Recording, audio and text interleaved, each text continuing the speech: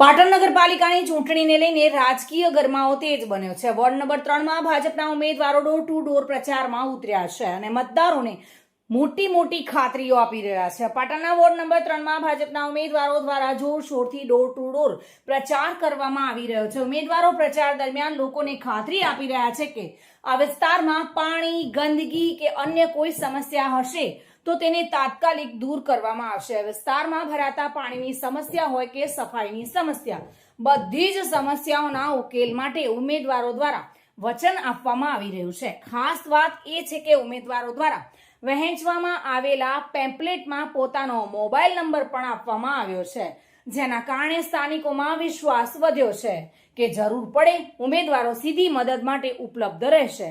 વોર્ડના લોકો પણ ભાજપના ઉમેદવારોને સમર્થન આપતા જોવા મળી રહ્યા છે અને આખી પેનલને જીતાડવાની ખાતરી આપી રહ્યા છે। તો એક તરફ ઉમેદવારો વચનો અને સંપર્ક દ્વારા લોકો સાથે સીધું કનેક્શન બનાવવાનો પ્રયાસ કરી રહ્યા છે, જ્યારે બીજી તરફ સ્થાનિકો પણ પોતાની સમસ્યાઓના ઝડપી ઉકેલની આશા રાખીને સમર્થન આપી રહ્યા છે। ચૂંટણીના આ માહોલમાં હવે જોવાનું એ રહેશે કે વોર્ડ નંબર 3માં મતદારો કઈ દિશામાં મત આપે છે।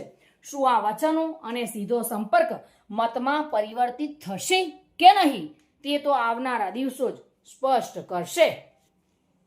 દિગ્નેશ સુથાર સાથે bureau report, today Gujarati news.